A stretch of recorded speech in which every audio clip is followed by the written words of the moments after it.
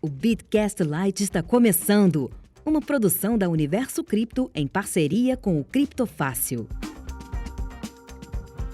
Bom dia, boa tarde, boa noite pra você que nos ouve, tudo bem? Começa agora mais um episódio do Bitcast, o seu podcast sobre criptomoedas e blockchain. Eu sou José Domingos da Fonseca e tenho o prazer de conversar com os meus amigos. Paulo Aragão, tudo bem? Fala, meu amigo Zé. Fala, Bitcasters. No episódio de hoje temos novamente o Zé dando seu bom dia, boa tarde, boa noite. Eu tô tentando criar um bordão. Já tá criado.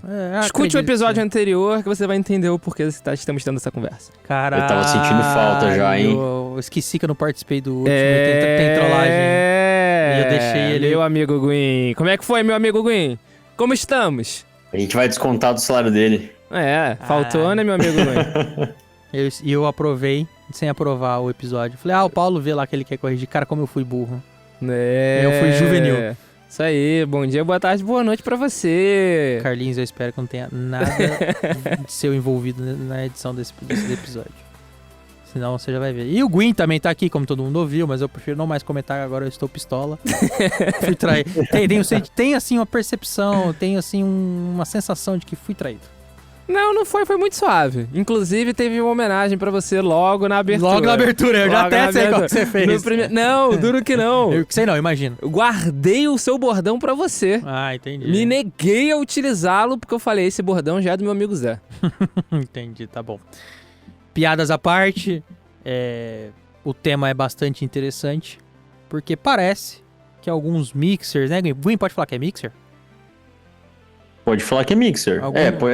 É um serviço que tem mixer, né? O Gwyn, mas é o mixer de cozinha? Que mixer é esse? Opa, esse é um mixer um pouquinho mais poderoso, cara. Ele chega a mais de 1000 watts. Ele tá tentando fazer um corte aqui, mas não conseguiu. Tô zoando, Paulo. Mas a gente vai explicar por que os mixers ficaram em atenção essa semana, daqui a pouco depois da vinheta. Procurando rentabilizar suas criptomoedas? Acesse bitverso.com e conheça a plataforma de sinais da Universo Cripto. Com o plano de trade automatizado do Bitverso, a sua conta na Binance opera 24 horas por dia sem qualquer preocupação sua. Quer saber mais? Acesse já www.bitverso.com ou clique no link na descrição deste episódio. Já conhece o Bitcoin Sem Medo? Um curso focado em você que quer aprender mais sobre Bitcoin e criptomoedas de uma forma segura. Bitcoin Sem Medo é o curso oficial do Criptofácil. Veja mais detalhes em bitcoinsemmedo.com.br ou clique no link na descrição deste episódio. Ô Gwyn, tinha uma dúvida. Eu sempre achei que a galera que usa CoinJoin, que usa Mixer, essas porra... Essa galera sempre foi meio foda-se. Cara, normalmente, corrija se eu estiver errado, né, Gwyn? A pessoa que usa Mixer, ela tá querendo esconder a origem das suas criptos. Vamos, aliás, fazer um comentário aqui. Se você... O conceito precisa ser dado. Se você precisar estudar mais, a gente vai deixar um link aqui. Mas na rede blockchain, na rede do Bitcoin, não existe anonimato. Tudo que você faz fica gravado na blockchain e a gente consegue saber a origem da sua moeda. E por sabermos, ou podermos saber a origem da sua criptomoeda... Existem algumas pessoas, né, Gwyn, que querem usar uns servicinhos aí marotos, conhecidos como Mixer, como CoinJoin, que dão uma misturada, Gwyn, corrige-me se eu estiver errado, que visam esconder a origem da treta. E normalmente a pessoa quer esconder a origem das suas criptomoedas é porque ela não tem uma origem muito honesta. Por que você queria esconder, Paulo? Conta pra mim. Então, um caso bem recente que a gente teve aí de pessoas que falaram que utilizaram o Mixer foi numa recuperação judicial de uma pseudo-recuperação judicial de uma pseudo-empresa que quebrou, aí que o dono tá preso. A carteira, que com certeza não era dessa empresa, foi movimentada justamente pro Mixer, né? Por que será? E aí a empresa fala, não, estamos fazendo isso por proteção do dinheiro dos clientes. Mas eu acho que vale a pena dar uma pincelada no conceito de Mixer. Então, acho que o Gwyn, né? Nosso hacker do bem não sabemos pra quem, mas do bem, ele é a melhor pessoa pra gente poder explicar. Gwyn, afinal de contas, o que é um mixer? Um mixer é um produto que você pode utilizar na sua cozinha para... Não, tô brincando. E se você poderia utilizar para fazer sua vitamina de banana. Opa! Aí é o melhor mixer do mundo, é o Banana Mix, cara. O Banana Mix. Porra, se vocês Banana Mixer é o criminosos... nome do mixer ou é o nome da vitamina? Pô, pode ser os dois, né? Aqui na frente do Se estúdio, tiver banana... Gunha, aqui na frente do estúdio tem uma loja de sorvete, milkshake, que o símbolo é uma banana. Eu vou aí. Agora convenceu. Mas aí, se os criminosos estão usando qualquer outro mixer, estão perdendo tempo. Banana Mix, todo mundo sabe, é claramente superior a todos os outros, né? Mas o mixer, ele veio justamente do nome, né? O nome mixer, ele vem de misturador, de uma espécie de liquidificador, né? Um mixer de frutas, um mixer para fazer smoothie, para fazer vitamina mesmo. Por quê? Porque ele corta frutas, por exemplo, numa velocidade grande, corta em fatias pequenas, né, em pedacinhos pequenos, ele pica as frutas e mistura todas as frutas. Então, o que acontece dentro de um mixer de Bitcoin, dentro de um mixer de criptomoeda? Exatamente isso. Montantes maiores de criptomoeda, por exemplo, $1 milhão em criptomoeda, ele é dividido em várias partes iguais, ou muito próximas, mas preferencialmente iguais, para que dentro do funcionamento do mixer, dentro do software do mixer, todas essas partes se embaralhem. E aí você não consiga determinar de onde veio qual parte.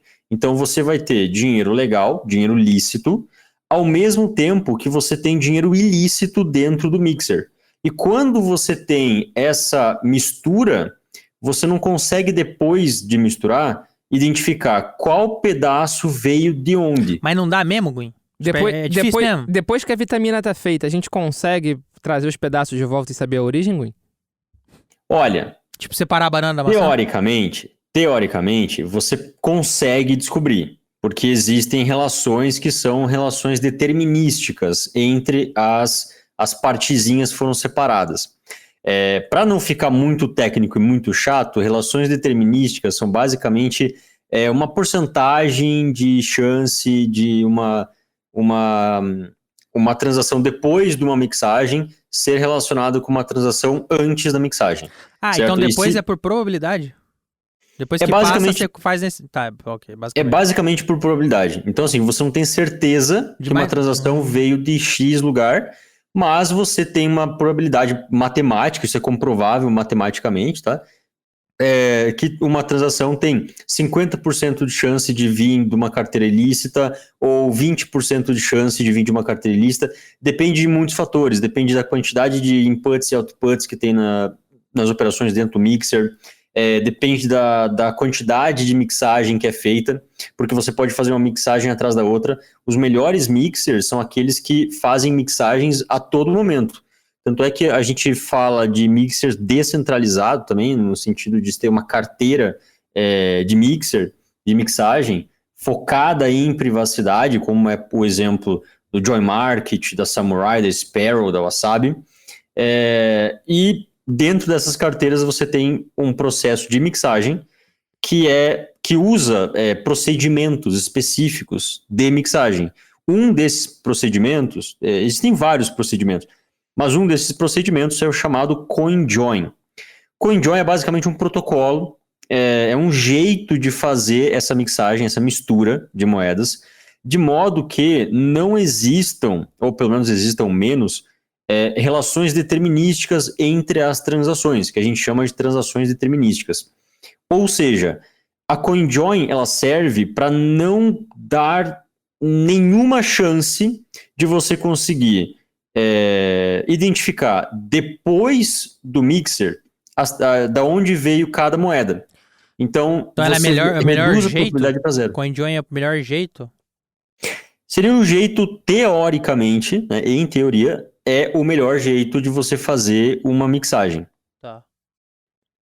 Então você pega, por exemplo, se eu tenho um Bitcoin ilícito, certo? Tipo, eu hackei de alguém, beleza? Eu tenho um Bitcoin. O Paulo tem outro Bitcoin, só que o dele é lícito. O dele é legal, o dele ganhou trabalhando. Você, Zé, você também tem um Bitcoin. E você tá com Bitcoin lícito, não tem nenhum problema.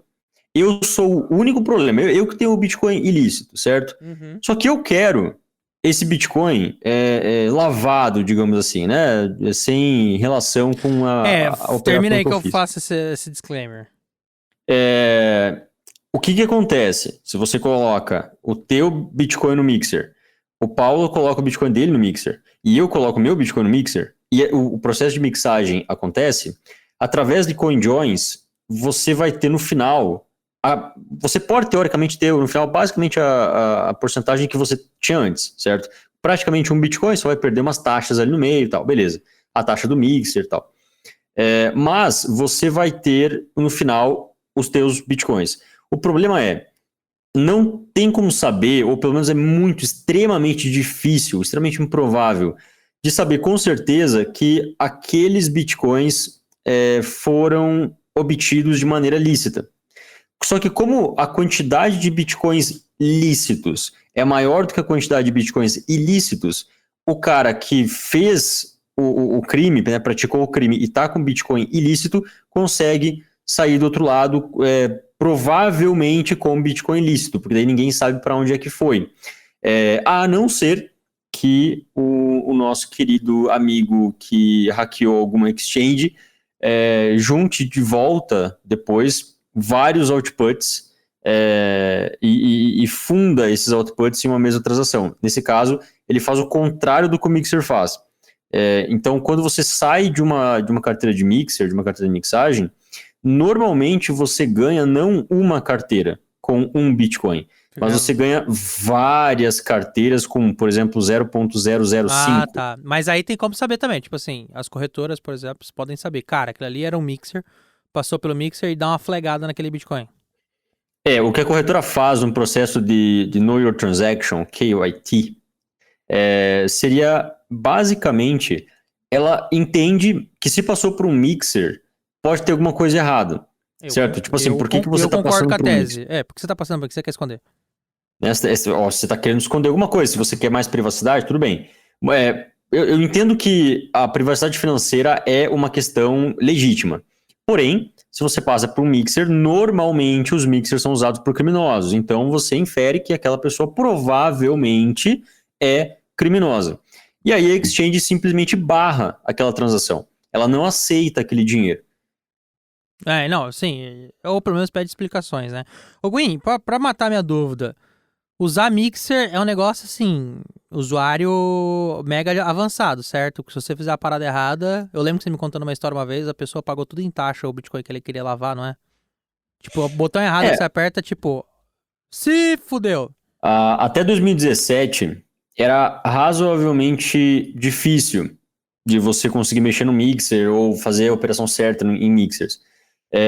Hoje é muito mais fácil, porque existem Mixers que já têm nome, que já são mais famosos e simplificaram muito essas operações. Então hoje um usuário sem muito conhecimento de criptomoeda, ele conseguiria usar um Mixer. Eu conseguiria usar um Mixer tanto um Best Mixer, um Chip Mixer aqui na Surface, na internet normal, como também os Mixers mais elaborados e mais complicados na Deep Web. Então ele consegue sim fazer isso, consegue enviar os Bitcoins para lá, uma carteira específica e tal. Só que ele corre o risco, que é o maior risco hoje para o usuário leigo, de entrar em um Mixer que na verdade é só uma fachada para um scam. Os Mixers são famosos por isso. Sério que agora tem scan de Mixer? Mas já tem um tempinho já, galera. Eu não sabia. Galera vai mandar Bitcoin pra fazer um Mixer, pra enganar, né? Pra lá, entre aspas, muitas aspas, por favor, lavar e fica sem nada. É mesmo? Toma. O Mixer, na verdade... Receba. Eu tô rindo, foi mal. Pode me criticar, nossa, que daí, mas foda-se, uai. Mas isso daí que o Gwen tá falando até, né, que agora tá muito mais user-friendly do que era antigamente, é bem coerente com aquilo que a gente tava conversando no episódio que a gente falou dos 90% de bitcoins minerados. Que cada vez tem menos bitcoins perdidos, entre outros fatores. Um dos motivos é justamente o avanço da tecnologia, né, o fato das carteiras serem cada vez mais user-friendly. E os mixers vieram junto, né, Gwen? Exatamente. A necessidade desse tipo de solução, ela surgiu da procura das pessoas para proteger a privacidade dentro do Bitcoin. Como eu havia dito antes, privacidade financeira é um assunto fundamental e eu acho que todo mundo tem direito, né, à privacidade financeira. Ninguém quer sair por aí dizendo, quanto que eu paguei em tal coisa, né? Todo mundo quer privacidade financeira. Porém, muitos compartilham a visão ainda de que o Bitcoin ele é uma rede completamente anônima, e não é. Ele é pseudônima, e que o Bitcoin precisa de total fungibilidade. Isso não é 100% necessário, certo? Na medida em que você tem uma rede que é pseudônima, você tem uma lógica diferente de rastreamento e investigação. Então, se você comete um crime e o crime é pago em Bitcoin, né? Você consegue Bitcoin, você rouba Bitcoin, você hackeia Bitcoin de alguém, você dá um golpe, consegue Bitcoin, enfim. Você tem um processo investigativo, né? Que vai tentar te encontrar e vai tentar relacionar quem é você, né? Na rede do Bitcoin, na blockchain, com quem é você na vida real, para daí poder te rastrear, te localizar e te punir. E até então a galera não tinha poder público, assim, polícia, né, a autoridade policial não tinha tecnologia para conseguir fazer isso, para conseguir rastrear e para conseguir de fato punir, né, de fato conseguir entender a blockchain e entender quem é quem. É muito difícil ainda isso acontecer. Porém, as atividades que são ilícitas hoje nas blockchains, qualquer blockchain, até no blockchain da Monero, qualquer blockchain mesmo, elas são em porcentagem muito pouquinho, sabe? São alguns % do uso da criptomoeda. Então já não tem mais aquela ideia hoje de que criptomoeda é uma coisa de deep web, Os amigos de droga. Os amigos mal, tá? Os amigos do mal. Tá bom, só porque eu me considero seu amigo, eu entendi seu comentário. E é justamente nesse contexto que surge o papel das carteiras de privacidade. São carteiras de criptomoeda, como qualquer outra, como uma Coinome, como uma conhecida wallet. a Samurai lá, que o povo fala, a Wasabi, tinha uma outra, a Electro não é tão focada. A Sparrow e a Join Market, acho que essas são as maiores. Eu só conhecia as duas. Até porque, Wasabi... ainda bem que eu só conhecia duas, né? Porque eu não uso essas porra.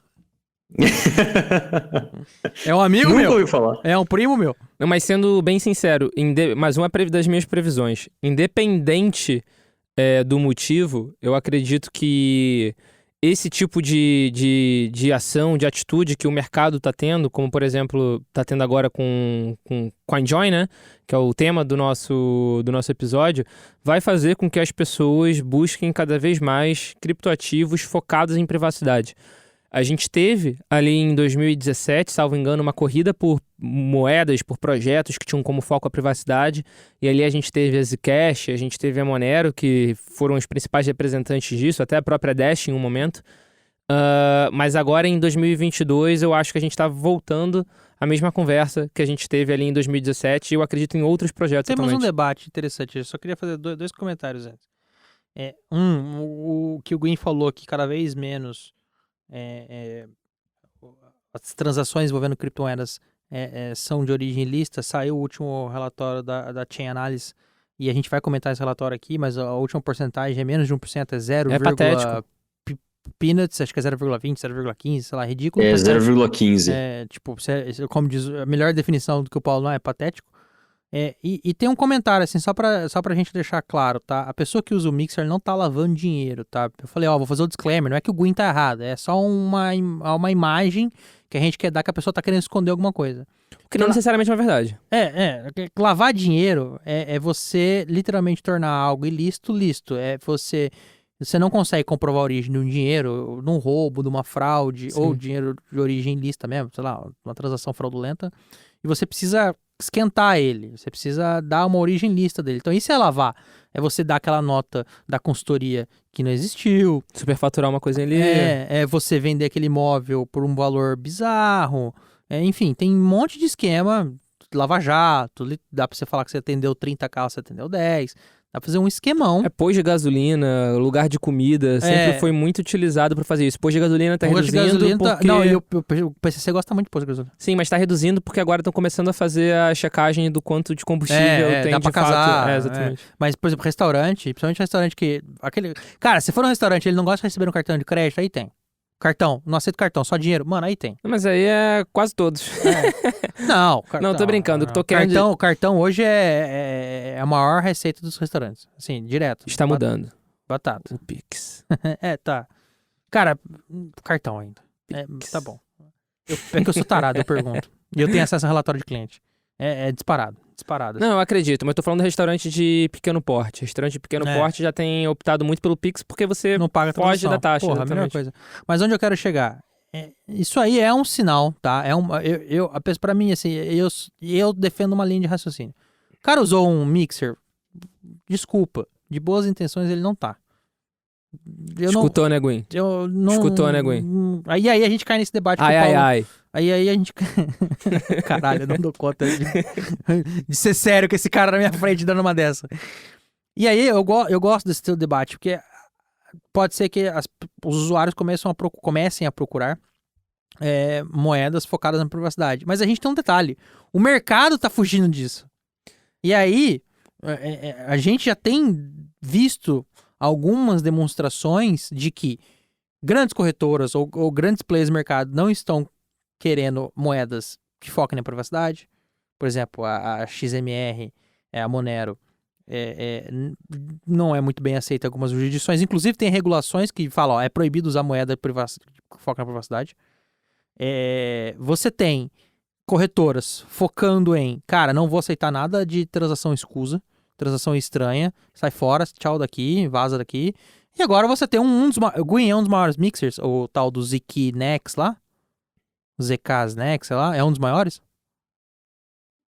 Não sei se é um dos maiores. Você tem um dos mixers, das virtual machines de das maiores carteiras focadas em privacidade. A Wasabi é uma das maiores carteiras focadas em privacidade. Falando, cara, não posso mais ficar aceitando certas coisas aqui de origem ilícita. Então, assim, eu tendo, e assim, o mercado caminha pra matar esse estigma de que cripto é coisa de bandido. E um dos jeitos de matar esse estigma, esse carimbo, não aceito. Então, eu acho que o mercado... Você vai falar, calma, respira. Então, assim, eu acho que o mercado vai caminhar pro sentido completamente contrário. E aí, vamos ter que decidir quem vai ganhar essa cabo de guerra. Esse cabo de guerra, obrigado. Se são os usuários que querem moedas focadas em privacidade ou se é o mercado que vai dar liquidez só para esse tipo de transação. Porque eu acho que são coisas distintas. Como, por exemplo, a parte do dinheiro ilícito, comprovadamente ilícito. Usando o exemplo até do episódio recente do Bitcash, onde a gente falou do hack da Bitfinex. No Bitcoin você consegue marcar, entre aspas, aquelas moedas. Então não é algo relativamente recente você conseguir marcar o Bitcoin, por exemplo, e as grandes exchanges negarem, falarem, olha, isso aqui é de origem ilícita. Isso já acontece já há bastante tempo. Então, esse é um primeiro ponto. O de origem ilícita, que isso vai acontecer, isso para mim é um fato. O segundo ponto que você falou de grandes exchanges negando, né, a listagem até de moedas cujo foco é a privacidade. Isso realmente aconteceu. Um exemplo curiosíssimo é a Dash, que ela se auto-intitulava uma moeda privada. Quando você fez o primeiro comentário, eu falei, vai vir. Ela se auto-intitulava uma moeda privada com foco em privacidade, aí quando isso... Privada no sentido com foco em privacidade, por favor.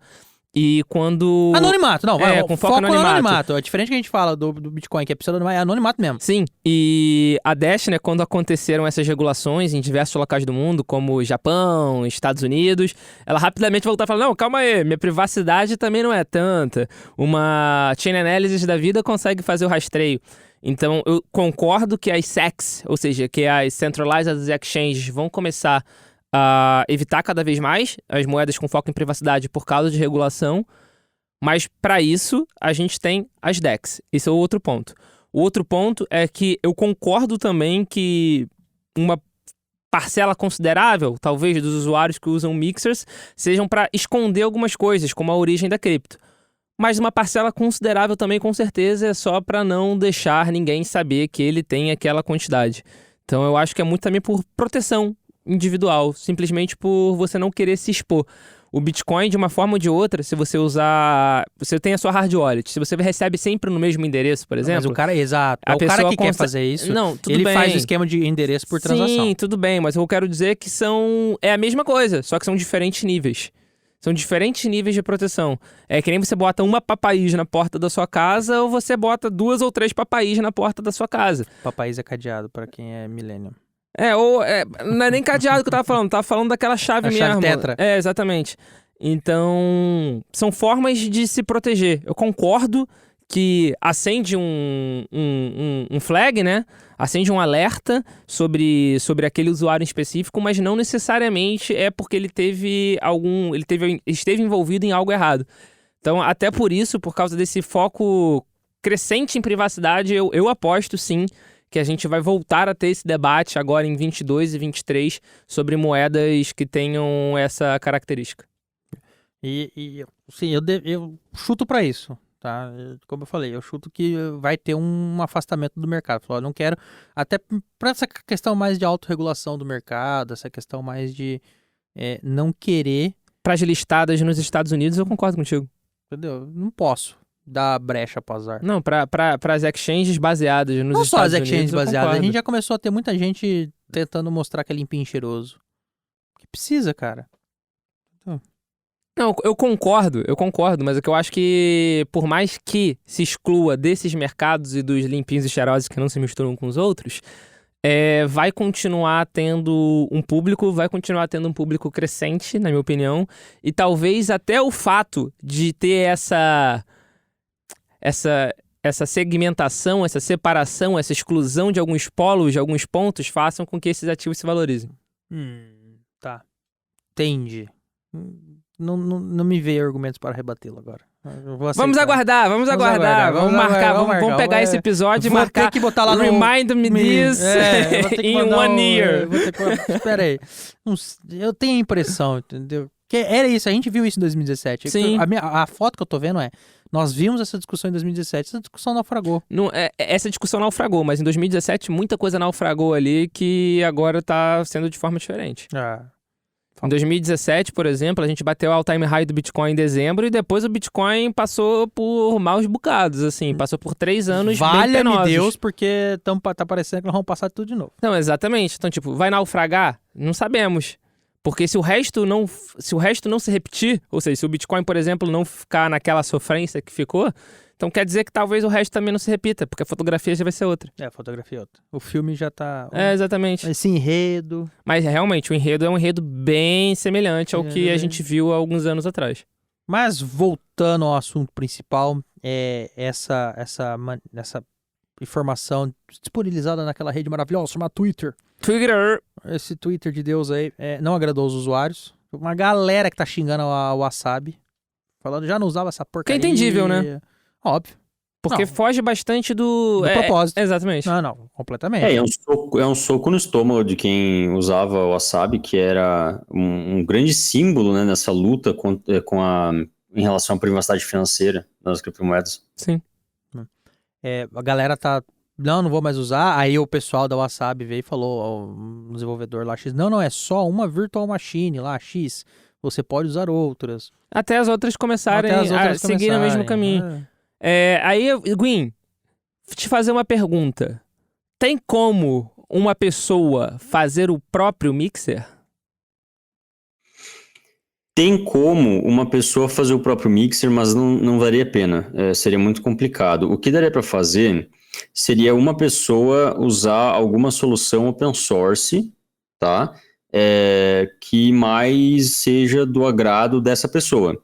Só que ainda assim ela vai bater num problema que é um problema de liquidez, que você precisa de, assim, o mixer, quanto mais pessoas estiverem usando, mais seguro e mais eficiente ele consegue ser na criação dessas CoinJoins e, portanto, na, entre aspas, anonimização das moedas. Entendi. Já vou ficar aqui, já vou te fazer uma sugestão, em coluna do Gwyn no Criptofácil, como fazer o seu próprio mixer. Caraca. Eu acho que eu vou lançar essa. É o mixer do Green, é um scan. Caramba, pode ser, o dinheiro bate. Esse vai ser o Banana Mix, Aí pô. o dinheiro vem todo pra minha conta. Aí eu vou ter que usar o mixer pra esconder o dinheiro do scan. Mas ia ser legal, hein? Como fazer o seu próprio mixer, hein? Aí. Pô, Mas esse mixer só vai funcionar em Dogecoin. Aí, pô, pode ser. Aí. A galera do Bitcoin vai ficar na mão aí. É desculpa aí. válido, só vale pra Doge e Shiba. Mas você sabe que a Wasabi, ela tá planejando lançar o Wasabi Wallet 2.0, que vai ser a expansão da Wasabi normal. Já tava para fazer isso há muito tempo. Não sei porque demorou tantos anos para eles conseguirem fazer isso. E qual vai ser a diferença, Gwen? Mas eles vão lançar. Bom, primeiro uma repaginada total de todas as funções da Wasabi, vai ficar tudo melhor. E agora eles estão já lançando a testnet deles para ver se tá tudo certinho e tal, depois para lançar o oficial. E eu imagino que essa decisão de bloquear algumas transações, de bloquear algumas UTXOs. É a blacklist. Desculpa te interromper. fazer uma blacklist. A blacklist veio pra ficar. O Paulo pode não gostar, mas a blacklist veio pra ficar. Não, Eu acho que é por causa da Wasabi 2.0, porque eles tiveram problema e tal, e agora querem mitigar esses problemas. Eu acho que a blacklist, sim, chegou pra ficar, mas é o que eu tô falando, não é algo recente. Já existe há bastante tempo. Tanto é que na hora que o dinheiro do hack da Bitfinex bateu lá na Bitrefill, já acendeu o alerta, já prenderam a pessoa. Tipo, isso eu acho que existe e vai existir. O que eu acho que também vai existir é criptomoedas com foco em privacidade vão ganhar força novamente. Se depois de ganharem força vão morrer, ou seja, você vai dar só uma golfinhada, vai dar aquela puladinha, aparece, faz uma gracinha e afunda de novo, não sei. Mas eu acho que durante um tempo vai ganhar foco. Ou as pessoas podem perceber que a criptomoeda focada em privacidade não necessariamente é privada de fato. Por exemplo, existem investigações da Chain Analysis, da Europol, enfim, de várias instituições, investigações on-chain, né, investigações na própria blockchain, da Dash e da Zcash, que conseguiram efetivamente rastrear as criptomoedas. Então, pode ser que as pessoas percebam que o que elas imaginam que seja seguro e privado não seja tão privado assim. Então, Gui, mas eu acho que são níveis, porque eu não acho que o usuário comum tá preocupado se o FBI vai conseguir rastrear ou não. Eu acho que o usuário comum tá preocupado se o Paulo vai abrir um Block Explorer, ele vai conseguir fazer o rastreio. Eu acho que esse que é o ponto. Entendeu o que eu quero dizer? Eu acho que esse tipo de... Ele quer uma privacidade mais massificada. Exatamente, não exatamente. Então, tipo assim, na minha opinião, o cara que vai começar a procurar uma moeda com foco em privacidade não é porque ele tá escondendo alguma coisa do FBI, da CIA, do CSI. É porque ele não quer que uma pessoa comum jogue o endereço dele no Block Explorer e faça todo o rastreio. É diferente.